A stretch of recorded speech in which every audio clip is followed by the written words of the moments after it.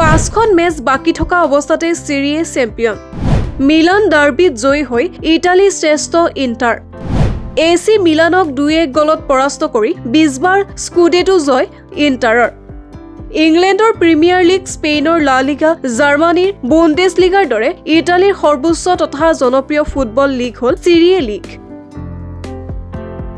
126 বছৰীয়া পুৰণি মুঠ 20টা দলৰ সিৰিয়ে লীগত চলিত সিজনৰ চেম্পিয়ন হৈছে ইণ্টাৰ মিলান আসলতে লীগ চেম্পিয়ন হোৱাৰ বাবে এক প্ৰকাৰ সাজু আছিল ক্লাবটো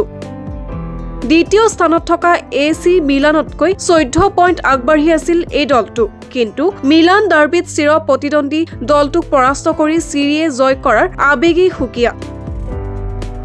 ইণ্টাৰ মিলানে তাকেই কৰিলে 5খন মেচ বাকি থকা অৱস্থাত ইটালী ফুটবল লীগৰ শ্ৰেষ্ঠ হ'ল তেওঁলোক ইনজাঘিৰ দ্বাৰা প্ৰশিক্ষিত দলটোৱে এসি মিলানক 2-1 গলত পৰাস্ত কৰে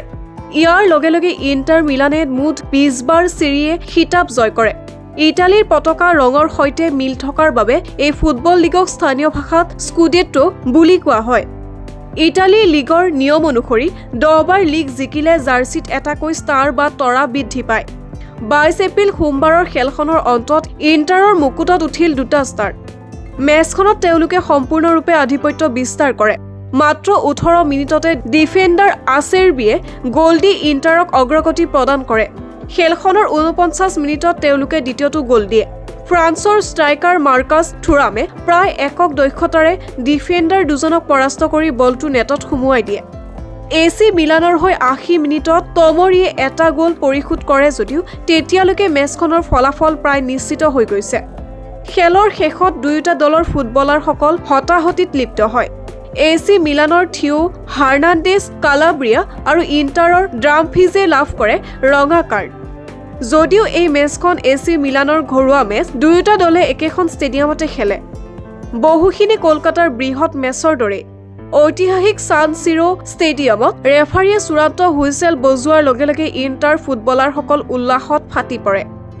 33খন মেচত ইণ্টাৰ মিলানে অৰ্জন কৰিছে 86 পইণ্ট এসি মিলানে সমসংখ্যক মেচ খেলি লাভ কৰিছে 69 পইণ্ট যোৱা বছৰ সিৰিয়েত খিতাপ জয় কৰিছিল মাৰাডোনাৰ পুৰণি ক্লাব নাপোলিয়ে এইবাৰ নীলা কলা জাৰ্চিধাৰীসকলে স্কুডেটোক পুনৰ মিলানলৈ আনিলে news desk report Olympia sports